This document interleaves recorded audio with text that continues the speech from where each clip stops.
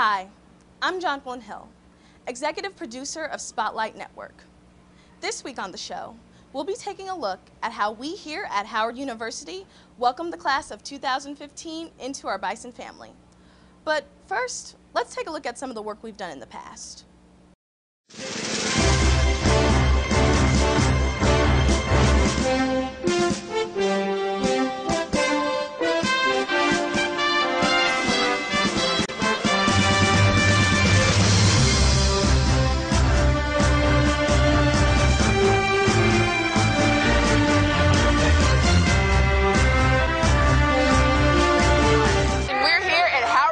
Homecoming 2010, and we want to know what makes Howard's homecoming different from any other HBCUs. Students compiled this long list of demands and expect Howard University's President Dr. Sidney Rabeau to respond, and I should note that President Rabeau was not in attendance at the protest. We're here at the Howard Homecoming 2010 R&B show, where the line is literally wrapped around the corner to see Erykah Badu perform. These cuts are a direct result of the 2010 midterm elections.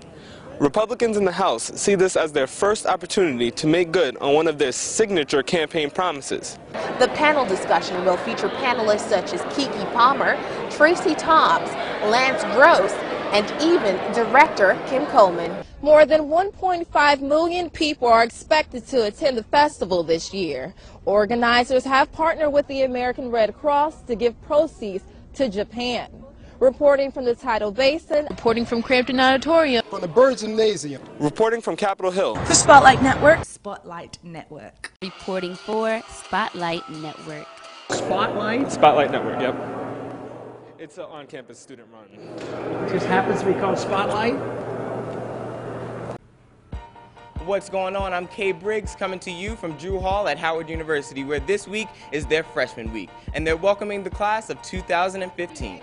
This week has been filled with poppin' events, from repping your city at the yard, cooling off at the ice cream social, and even getting a little taste of Howard. It's rained all weekend, but that has not stopped the freshmen from coming out and bonding with their classmates. Personally, I've enjoyed my experience here at Howard so far because it is filled with extremely motivated students. I'm Kay Briggs signing off for Spotlight Network.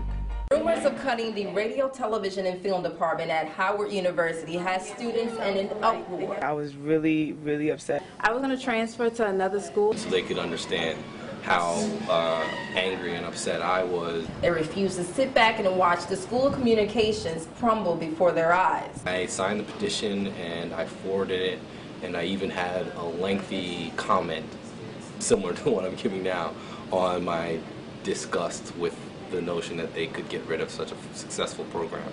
Students and alumni are fighting to save this department by starting a petition. I felt a responsibility to sign that petition. I felt like I needed to sign it twice. But was the fight a waste of time? That's not true. That's a rumor that the radio, television, and film program department is not going to shut down at all. Officer manager for radio, television, film department says students shouldn't be alarmed. All change is good change. Sure, their school is reducing from 4 undergraduate majors to 2, but students can still study radio, television, and film, just under a different name. Welcome back, WHBC. Y'all know what it is, 8:38. These changes won't go into effect for a number of years, and faculty members said they are here to help students graduate in the top of their class. Reporting for the Spotlight Network, I am Denise Sawyer. Welcome, new students. Spotlight Network welcomes you with open arms to the Mecca, the real HU home of the Bison. Beginning your collegiate journey as a student of Howard University is an experience unlike any other.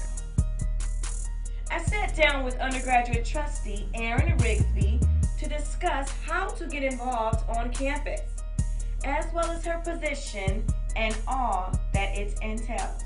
How are you doing today, Erin? I'm doing well, Alison. How are you? Good, thank you. Great. My question is, so Erin, can you tell me, what is an undergraduate trustee? Great, I'm glad you asked.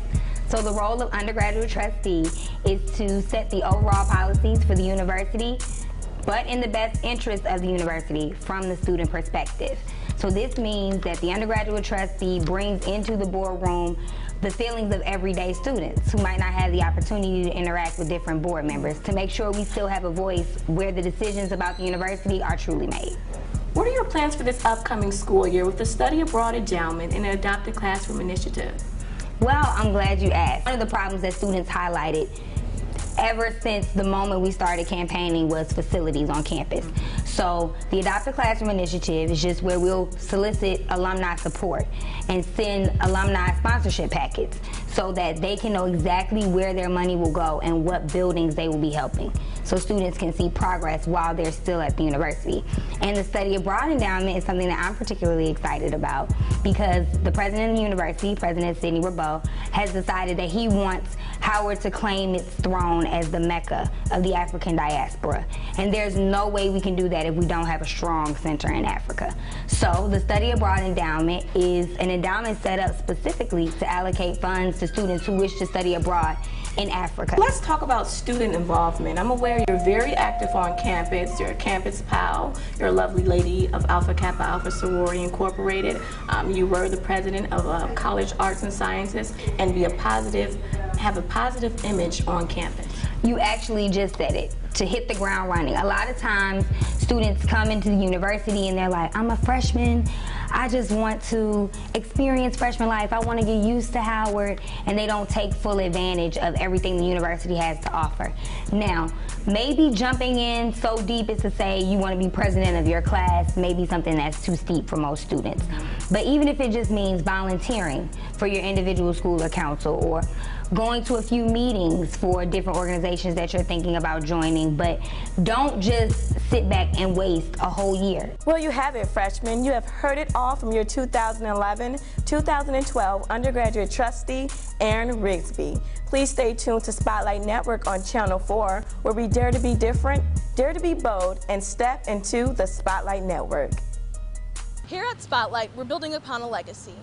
In 1980, WHUT became the first station to be owned and operated by African Americans. And here at Spotlight, you'll find young people who are trailblazing in that same vein. Thanks for tuning in, and stay tuned in to Spotlight Network for campus news and for original content done by students. You can find us on Twitter at SLNTV_4. You can email us at spotlight@gmail.com, and you can find us on Facebook. I'm Jonathan Hill, and remember, dare to be bold, dare to be different, and step into the Spotlight Network.